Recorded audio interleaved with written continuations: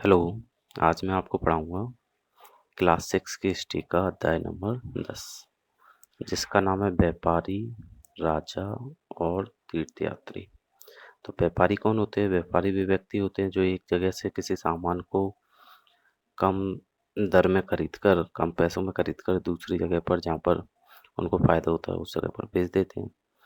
राजा होते हैं प्रशासक जो कि एक क्षेत्र में क्या करते हैं? शासन करते हैं। ठीक है। तीर्थयात्री कौन होते हैं? जो कि एक जगह से दूसरी जगह पर जाते हैं, वो भी किस लिए? अपने आराध्य की पूजा करने के लिए, जिसको वो मानते हैं उसकी पूजा करने के लिए। ठीक है। तो सबसे पहले दिया है व्यापार और व्यापारियों के बारे में। ठीक है।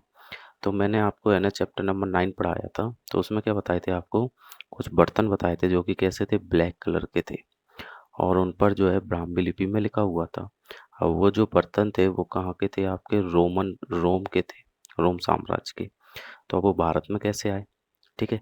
तो अब ये जो है कहाँ पर मिले थे? भारत के आपके पांडुचेरी वाली जगह पर। तो कैसे आए? तो ऐसा माना जाता है कि जहाँ ये बनते थे वहाँ से व्यापारी इन्हें ले जाकर अलग अलग जगहों पर बेचते थे।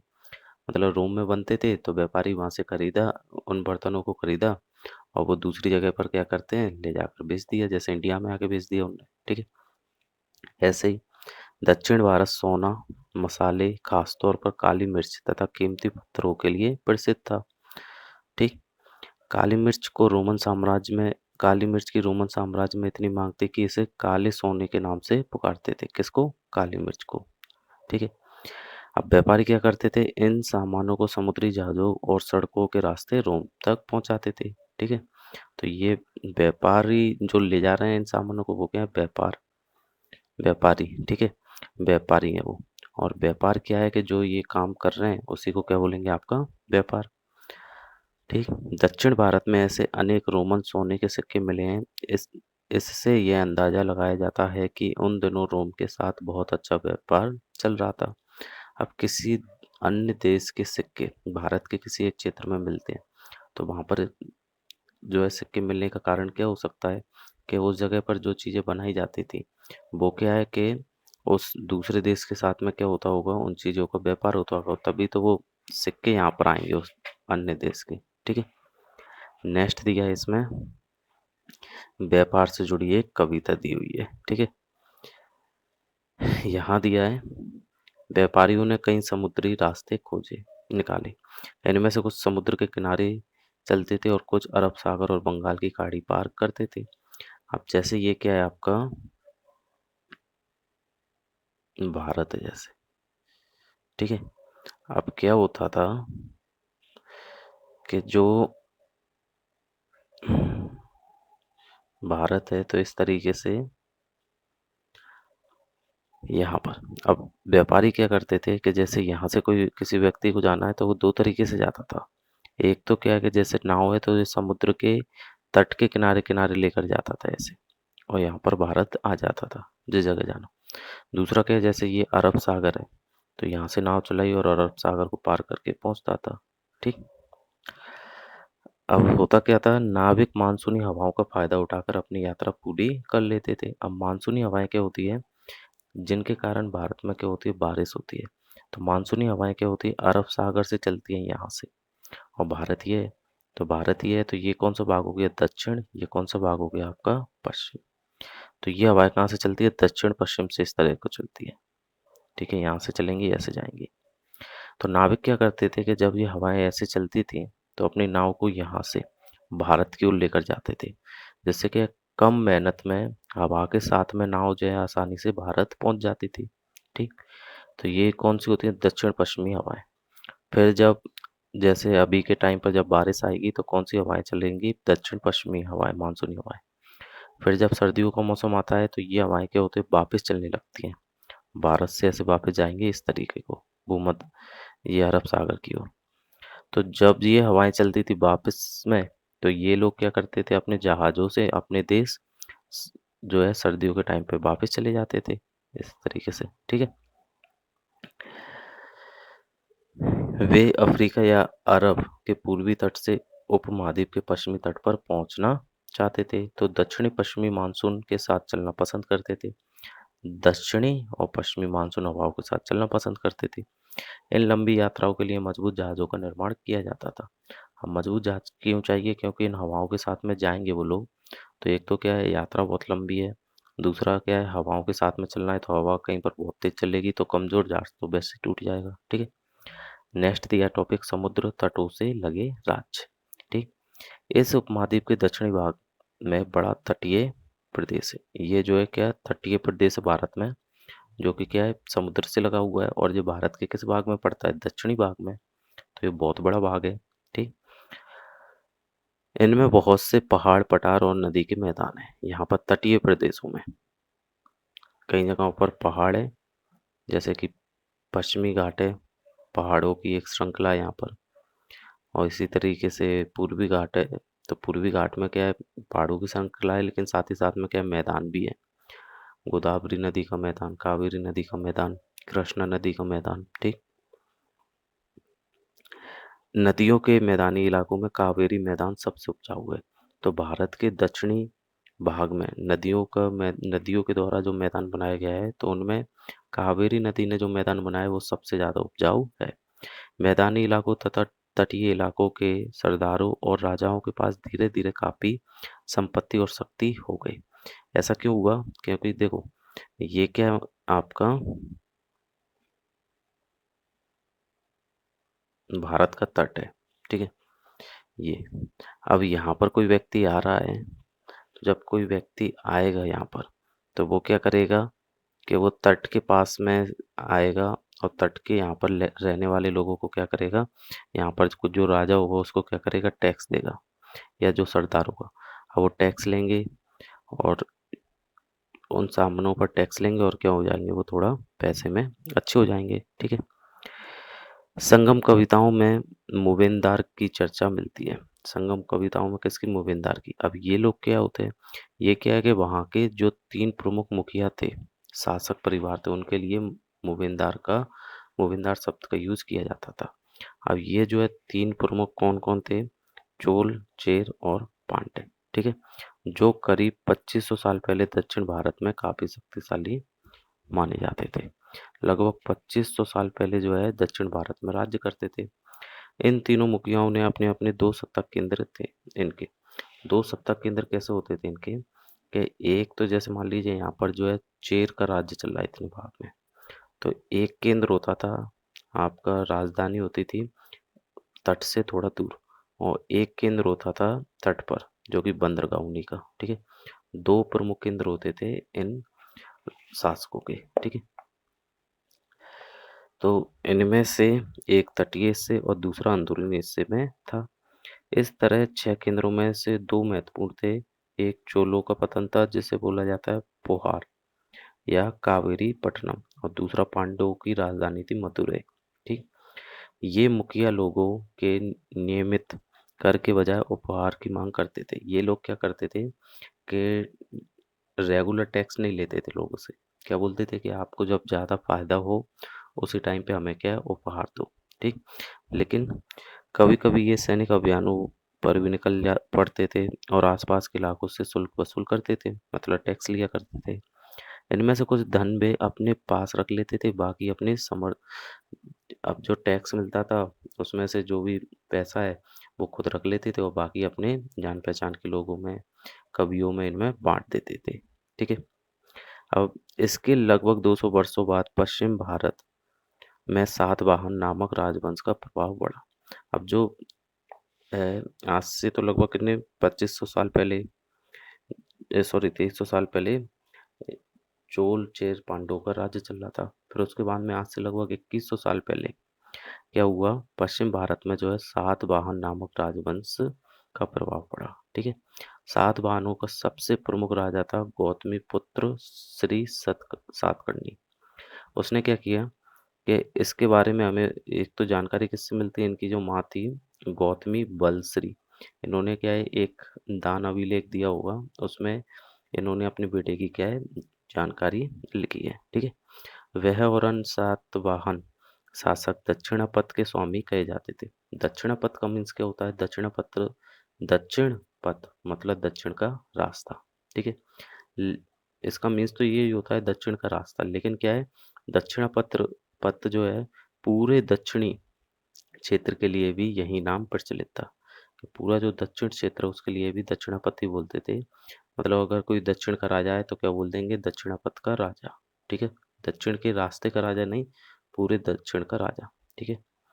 श्री सातकर्णी ने पूर्वी, पश्चिमी तथा दक्षिणी तटों तटों पर अपनी सेनाएं भेजी। ठीक। और जो ये चोल चेर और पांडे थे, इन पर क्या है, विजय भी हासिल की। नेक्स्ट है आपका रेशम मार्ग। ठीक। तो ये जो पहले जो है इसमें बताया गया व्यापार के बारे में, तो वो भारत का किस प्रकार से अन्य देश के साथ में व्यापार था। दूसरा जो टॉपिक था उसमें बताया गया है कि भारत के जो समुद्री तट थे वो जो है किस प्रकार से व्यापार के लिए इम्पोर्टेंट थे। नेक्स्ट दिया है रेशम मार्ग। ठीक है। कीमती चमकीले रंग और चिकनी मुलायम बनावट की वजह से रेशमी कपड़े अधिकांश समाज में बहुमूल्य माने जाते थे। रेशमी कपड़ा तैयार करना एक जटिल प्रक्रिया थी, जो कि क्या है, रेशम के कीड़े से कच्चा रेशम लिया, फिर उससे बुना जाएगा, फिर जाके रेशम बना बनेगा। ठीक है। अब रेशम बनाने की जो टेक्निक थी, तो वो सबसे पहले कहाँ पर आविष्कार कहाँ पर हुआ, चीन में। और आज से लगभग कितने साल पहले, 7,000 साल पहले। ठीक है। इस तकनीक को उन्होंने क्या किया, बहुत टाइम तक तो क्या है, सबसे छुपा कर रखा। लेकिन फिर क्या हुआ कि जो चीन से जो कुछ लोग दूर दूर जाके कपड़े बेचने जाते थे, तो उन्होंने क्या किया, धीरे धीरे करके ये टेक्निक जो है सबको मिलना शुरू हो गई। ठीक है। अब लेकिन जो रेशम के कपड़ों पर जो व्यापारी किसी एक रास्ते से दूसरे देश तक जाते थे, तो उस रास्ते को क्या बोला जाता है, रेशम मार्ग। ठीक है, सिल्क रूट इंग्लिश में। अब इसमें आपका रेशम मार्ग का डायग्राम भी दिया हुआ है, ये। ठीक है। अब जैसे आपके पास बुक होगी तो ये पेज नंबर 84 और 85 पर है। अब ये क्या है कि जैसे ये है चीन आपका। अब चीन के जो प्रमुख केंद्र है जहाँ पर रेशम का उत्पादन होता था, तो वहाँ से जो है रेशम पहुँचाया जाता था यूरोप में। अब यूरोप में जाने के लिए एक तो ये काकेकस पर्वत को पार करके जाया जाता था। दूसरा ईरान इराक पे भी पहुँचाया जाता था। तुर्की तुर्की देश में पहुँचाया जाता था, भारत में आता था। अब इसमें से क्या है कि जो ये रास्ते हैं, एक तो क्या तिब्बत के ऊपर से जाते हुए चले जाते थे, सॉरी। और दूसरा क्या है, थोड़ा इंडिया में से होते हुए निकलते थे। ठीक है, इंडिया की सीमा से या इंडिया के क्षेत्र से होकर गुजरते थे कुछ। तो ये जो रास्ते दिख रहे हैं, ये रेड कलर में, ये है रेशम रूट। ठीक है।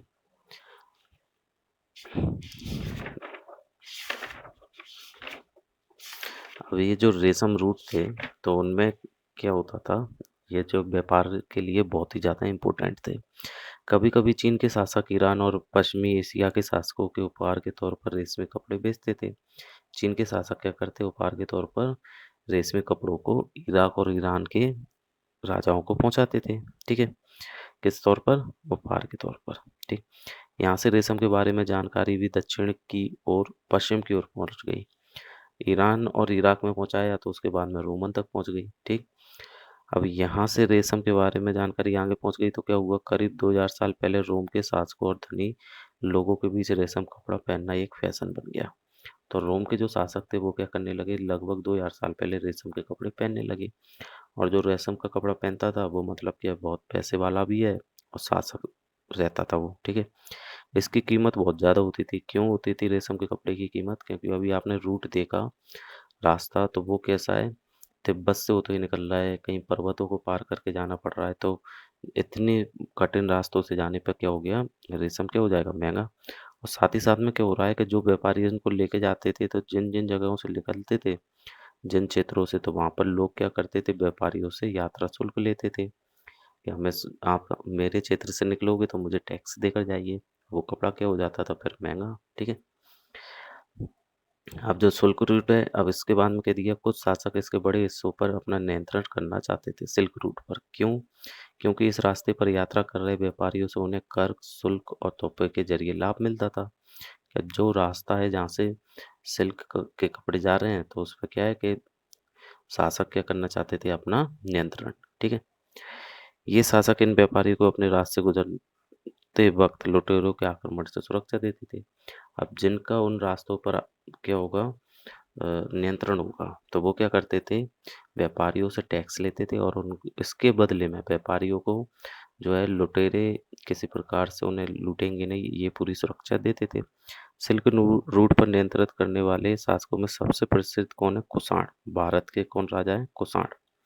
करीब 2000 साल पहले मध्य एशिया और पश्चिमी उत्तर भारत पर इनका शासन था। कहाँ पर था? 2000 साल पहले मध्य एशिया, पश्चिमी उत्तर भारत पर इनका शासन था। ठीक है। इनके दो प्रमुख केंद्र थे, पेशावर और मथुरा। दो प्रमुख शक्तिशाली केंद्र। तक्षशिला भी इनके ही राज का हिस्सा था। किनके? कुषाण के। ठीक है। इनके शासन में ही सिल्क रूट की एक शाखा मध्य एशिया से होकर सिंधु नदी के मुहाने के पत्तनों पर तक जाती थी। मतलब सिंधु नदी के मुहाने के बंदरगाह पर। ठीक है। फिर जहाँ से जहाजों द्वारा रेशम पश्चिम की ओर रोमन साम्राज्य तक पहुंचता था। अब ये जो पूरा रूट था, जो मध्य एशिया से आएगा और जो है सिंधु नदी के मुहाने तक आएगा, मतलब कराची शहर तक आएगा।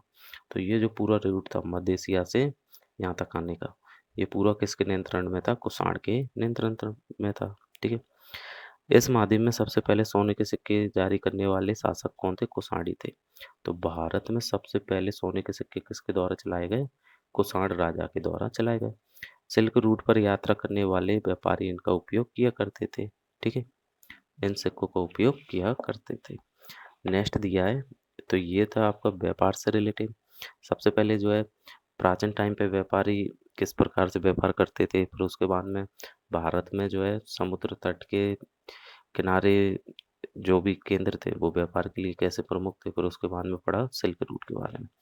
नेक्स्ट दिया है धर्म के बारे में। सबसे पहले बौद्ध धर्म का प्रचार।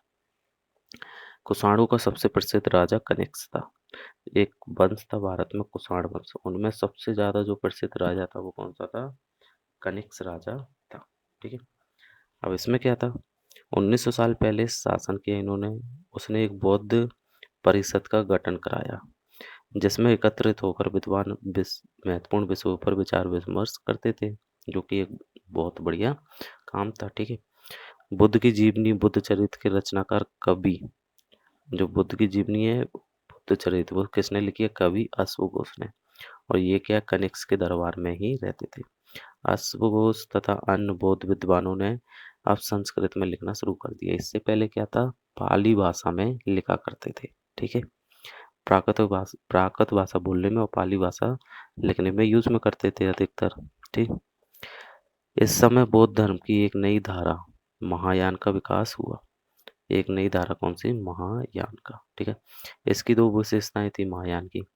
पहले मूर्तियों में बुद्ध की उपस्थिति सिर्फ कुछ संकेतों के माध्यम से दर्शाई जाती थी।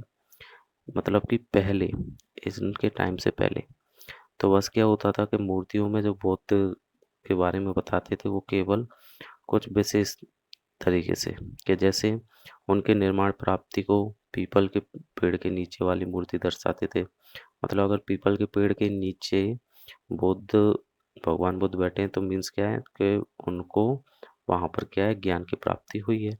ठीक है। लेकिन अब पहले जो मूर्तियाँ बनती थी वो केवल बुद्ध के जीवन से रिलेटिव जो जो घटनाएं घटी हैं उससे रिलेटिव जो है बनती थी। ठीक है। लेकिन अब क्या होने लगा, बुद्ध की प्रतिमाएं बनाई जाने लगी अलग अलग प्रकार से। ठीक है। जैसा मन हुआ वैसे बनाने लगे, जैसे बैठते थे वो। ठीक। इनमें से अधिकांश मथुरा में तो कुछ तक्षशिला में बनाई जाती थी। ठीक है। दूसरा परिवर्तन था बोधिसत्व में आस्था को लेकर आया। बोधिसत्व उन्हें कहते हैं जो ज्ञान प्राप्ति के बाद एकांतवास करते हुए ध्यान साधना कर सकते थे। लेकिन ऐसा करने के बजाय वे लोगों को शिक्षा देने और मदद करने के लिए सांसारिक परिवेश में ही रहना ठीक समझने लगे। तो बोधिसत्व जिनको मिल जाता था, मतलब ज्ञान की प्राप्ति हो गई, तो वो लोग क्या करते थे कि पारिवारिक जीवन छोड़ देते थे पहले के टाइम पे बौद्ध धर्म में। फिर बाद में क्या हुआ, राजा कनिष्क के टाइम पर क्या हुआ कि वो बोधिसत्व जिनको प्राप्त हो गया तो उन्होंने क्या किया, पारिवारिक जीवन नहीं छोड़ा, वो क्या है, उसी अपने पारिवारिक जीवन का भी निर्वाह करते रहे और लोगों में बुद्ध की जो है विभिन्न शिक्षाएं बांटते रहे। ठीक है। धीरे धीरे बोधिसत्व की पूजा काफी लोकप्रिय हो गई। तो इस तरीके से क्या हुआ, लोग परिवार में रहते हुए बुद्ध की पूजा करने लगे। पूरे मध्य एशिया, चीन और बाद में कोरिया और जापान तक भी फैल गई। जो बुद्ध की पूजा है वो कहाँ से, चीन, कोरिया और जापान तक पहुंच गई। बौद्ध धर्म का प्रचार पश्चिमी और दक्षिणी भारत में हुआ। और बौद्ध धर्म का जो प्रचार है वो कहाँ पर, पश्चिमी और दक्षिणी भारत में भी हुआ। ठीक है। नेक्स्ट दिया है, यहाँ बौद्ध भिक्षुओं के रहने के लिए पहाड़ों में दर्जनों गुफाएं खोदी गई। तो भारत के पश्चिमी और दक्षिणी भागों में क्या है, अनेक गुफाएं खोदी गई, जिसमें क्या है, जो बौद्ध भिक्षु होते हैं उनके रहने के लिए जगह बनाई गई। ठीक है। इनमें से कुछ गुफाएं राजा और राजा रानियों के आदेश पर खोदी गई। ठीक है। कुछ व्यापारी होते थे, उन्होंने बनवाई। ठीक। और ये होते किस लिए थे कि जैसे कोई बौद्धि भिक्षु है, भिक्षु मतलब जो बौद्ध में भिक्षा वगैरह लेते हैं वो लोग, तो वो क्या है, एक जगह से दूसरी जगह पे आते जाते रहते थे। अब वो क्यों जाते थे एक शहर से दूसरे शहर, कि वो अपने जो विचार हैं वो लोगों को बताते थे। एक शहर में उन्होंने विचार बता दिए बुद्ध के, तो फिर दूसरे शहर में जाके बुद्ध के विचार बताते थे। अब रास्ते, इतने बड़े रास्ते में वो उनको आराम करने के लिए क्या करवाई गई, अनेक गुफाएं या उनके लिए जो है विश्राम स्थल बनवाए गए। ठीक है। बौद्ध धर्म दक्षिण की ओर श्रीलंका। अब बौद्ध धर्म जो है दक्षिण की ओर श्रीलंका देश, म्यांमार, थाईलैंड और इंडोनेशिया सहित दक्षिण पूर्व एशिया के अनेक भागों में भी फैला। ठीक है। अब नेक्स्ट दिया हुआ है आपका, अब इसी में ही, थेरवाद नामक बौद्ध धर्म का आरंभिक रूप इन्हीं क्षेत्रों में कहीं अधिक प्रचलित था। बौद्ध धर्म का एक अलग अलग पार्ट होते हैं, जैसे हीनयान, महायान, वैसे ही क्या एक थेरवाद जो है बौद्ध धर्म का ही भाग है। वो क्या है कि जो श्रीलंका, म्यांमार, थाईलैंड इन देशों में क्या है ज़्यादा फैला। नेक्स्ट दिया है आपका तीर्थयात्रियों की जिज्ञासा। तीर्थयात्री मैंने आपको बताई था कौन होते हैं, जैसे यहाँ पर दिया भी है, व्यापारी काफिलों में और जहाजों पर दूर दूर जाया करते थे। बहुत से तीर्थयात्री भी उनके साथ यात्रा पर निकल पड़ते थे। ठीक है। अब तीर्थयात्री कौन है, तीर्थयात्री वे स्त्री पुरुष होते हैं जो प्रार्थना के लिए पवित्र स्थानों की यात्रा करते हैं। प्रार्थना मतलब कि पाठ करने के लिए, अपने आराध्य जिसको वो मानते हो और उनकी जो है प्रार्थना या पूजा जिस प्रकार से की जाती हो। ठीक है। और वो लोग इस तरह भारत की यात्रा पर आए चीनी बौद्ध तीर्थयात्री फास्यान। ठीक है। तो इस प्रकार से क्या है कि कुछ तीर्थयात्री थे, बौद्ध तीर्थयात्री जो कि चीन से आए थे, फास्यान। यह करीब 1600 वर्ष पहले आया भारत में। कब आए थे, 1600 वर्ष पहले। स्वयं त्सांग जो 1400 वर्ष पहले आए भारत, और करीब 50 साल तक 50 साल बाद इत्सिंग भारत में आए। वे सब बुद्ध के जीवन से जुड़ी जगहों और प्रसिद्ध मठों को देखने के लिए भारत आए थे। अब ये लोग क्यों आए थे, एक तो ये कौन से तीर्थयात्री है, बौद्ध तीर्थयात्री। तो भगवान बुद्ध का जन्म कहाँ हुआ, उन्होंने जीवन कहाँ पे व्यतीत किया, भारत में। तो वो उनके जीवन से जुड़ी जगहों को देखने, ठीक है, और उनके जो प्रसिद्ध मठ जो भारत में बने थे उनको यहाँ पर देखने के लिए आए थे। और साथ ही साथ में क्या, इनमें से प्रत्येक तीर्थयात्री ने अपनी यात्रा का वर्णन लिखा है। ठीक, कि वो जिस भी शहर में जाते थे तो उस शहर में क्या होता था वो सब कुछ लिखते थे। ठीक है। इन्होंने अपनी यात्रा के दौरान आई मुश्किलों के बारे में भी लिखा कि किस प्रकार से किन किन कठिनाइयों को पार करके हम जो भारत पहुँचे, फिर भारत में एक जगह से दूसरी जगह जाते हैं, वो सारी चीज़ें लिखी उन्होंने। ठीक है। तो इस प्रकार से इनको क्या है कि एक जगह से दूसरी जगह भारत आना और उनके वापस देश जाना, उसमें क्या बहुत टाइम, बरसों लग जाते थे। ठीक। अब इसी में नेक्स्ट दिया हुआ है आपका फास्यान वापस कैसे लौटा। अब चीन का एक यात्री है फास्यान जो कि भारत आया होगा। अब वो किस प्रकार से भारत से वापस गया, तो इसके बारे में ये इसमें एक पूरी कहानी लिखी हुई है, जिसको आप वीडियो पॉज करके आराम से पढ़ लीजिएगा। नेक्स्ट दिया है स्वयं त्सांग बुमार्क मार्क से चीन वापस लौटा। ठीक है। उत्तर पश्चिम मतलब कि पाकिस्तान, अफगानिस्तान होते हुए फिर वो मध्य एशिया की ओर मुड़ गया। ठीक। चीन वापस लौटा, उसने सोने चांदी और चंदन की लकड़ी की बनी बुद्ध की मूर्तियां और 600 से भी अधिक पांडुलिपियां एकत्रित की थी। तो 600 से भी ज़्यादा पांडुलिपि जो कि बुद्ध के जीवन या विचार या भारत के जो विभिन्न प्रकार के जो विचार थे उनके पांडुलिपियां इसने एकत्रित की और 20 घोड़ों पर लाद कर ले गया। लेकिन इनमें से 50 पांडुलिपि कब खो गई उसकी, खराब हो गई, जब वो क्या कर रहा था, सिंधु नदी को पार कर रहा था। उसी टाइम पर नाव पलट गई और उसके 50 पांडुलिपियां क्या हो गई, जो है उससे खो गई। और इसने जो है अपने जीवन में बाकी जो जीवन है वो किस लिए बिता दिया कि जो पांडुलिपियां संस्कृत में भारत से ले गया था उसका अनुवाद इसने चीन में फिर किया। ठीक है। नेक्स्ट दिया आपका नालंदा शिक्षा का एक विशिष्ट केंद्र। उस टाइम पे क्या था, जो नालंदा जो था वो क्या था, शिक्षा का एक बहुत ही विशिष्ट केंद्र था जो कि आपके कहाँ पर पड़ता है, बिहार में। ठीक। अब इसमें जो है बौद्ध से संबंधित शिक्षा दी जाती थी। जो शिक्षक होते थे बहुत ही पढ़े लिखे होते थे और उसके बारे में इसमें पूरा दिया हुआ है, ये आप पढ़ लीजिएगा। ठीक। नेक्स्ट दिया आपका भक्ति की शुरुआत। तो जिस टाइम पर जो है आपके बौद्ध धर्म से रिलेटिव ये चीज़ें बढ़ रही थी उसी टाइम पे कि एक और जो है जो प्रार्थना करने का तरीका बन रहा था वो क्या था, भक्ति। उसमें क्या था कि जो कुछ देवी देवताओं के बारे में पूजा स्टार्ट हो गई। उनमें कौन से, शिव, विष्णु और दुर्गा जैसी देवी देवता हैं। ठीक है। अब इसके अनुसार क्या था कि पहले जो हिंदू धर्म था तो हिंदू धर्म में जो है उच्च वर्ग के लोग ही क्या कर पाते थे, पूजा पाठ। अब उसके बाद में क्या किया गया कि एक भक्ति जो है मार्ग आया हिंदू धर्म में। उसके अकॉर्डिंग क्या था कि कोई भी व्यक्ति चाहे वो गरीब हो चाहे अमीर हो, ऊंची जाति का हो या नीची जाति का हो, वो क्या कर सकता था, भगवान की पूजा कर सकता था और साथ ही साथ में जो है मोक्ष की प्राप्ति कर सकता था। अब इसका जो वर्णन है भक्ति मार्ग का वो किसमें है, भगवत गीता में। और भगवत गीता जो है किसका पार्ट है, आपके भगवत गीता जो है आपके महाभारत का पार्ट है, एक हिस्सा है।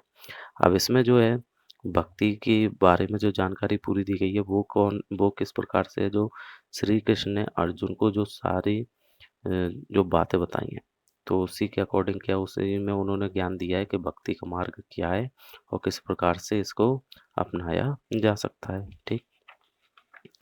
नेक्स्ट दिया है भक्ति। अब भक्ति में इसके बारे में दिया हुआ है तो भक्ति जो है भज शब्द से बना है। किस शब्द से, भज, जिसका अर्थ है विभाजित करना या हिस्सेदारी होता है। इसका अर्थ यह है कि भक्ति भगवान और भक्त के बीच परस्पर एक अंतरंग संबंध है। मतलब भक्ति में क्या है कि जो भक्त है और जो भगवान है दोनों के बीच में क्या है, एक संबंध बन जाता है। भक्ति भगवत या भगवान के प्रति झुकाव है। भगवान के प्रति क्या है, झुकाव। भगवत का एक अर्थ यह भी है जो अपने ऐश्वर्य और सुख को भक्तों के साथ बांटता है। ये दूसरा अर्थ क्या है कि जैसे भगवान है तो वो अपने ऐश्वर्य और सुख को क्या भक्तों के साथ में बांटेंगे। यानी भक्त या भागवत अपने देवी देवताओं के भक्त का हिस्सेदार होता था। मतलब जो देवी देवता हैं जैसे जिन चीज़ों को उपभोग कर रहे हैं तो उसी प्रकार से वो क्या अपने भक्तों को भी सुख रखेंगे। ठीक है, सुखी रखेंगे। देवी देवताओं को विशेष सम्मान होता था इस टाइम पे, इसलिए उन्हें विशेष जगहों पर रखा जाता था जिनको क्या कहा जाता था, मंदिर कहते थे। ठीक। अब उसके बाद में दिया है नेक्स्ट, भक्ति परंपरा में चित्रकला, शिल्पकला, स्थापत्य कला के माध्यम से अभिव्यक्ति की प्रेरणा दी गई है। अब हिंदू कौन होते हैं, हिंदू जो शब्द है, इंडिया शब्द की तरह हिंदू जो है इंडस नदी से निकला है। इंडस यानी सिंधु नदी से। हिंदू का मीन्स ये होता है कि जो भारत में जो सिंधु नदी के पूरब की ओर रहने वाले लोग, सॉरी सिंधु नदी ऐसे आएगी, तो पूरब की साइड में जो भी लोग रहते थे चाहे वो किसी भी धर्म के हो, लेकिन उनको जो ईरानी और अरब के लोग उनको क्या बोलते थे, हिंदू बोलते थे, चाहे वो मुस्लिम हो चाहे कोई भी हो। ठीक है। तो इसी वजह से क्या हुआ, जो हिंदू शब्द है तो यहाँ के रहने वाले लोगों के लिए वो शब्द उपयोग में लिया गया है, उसका नाम क्या है, हिंदू। ठीक है।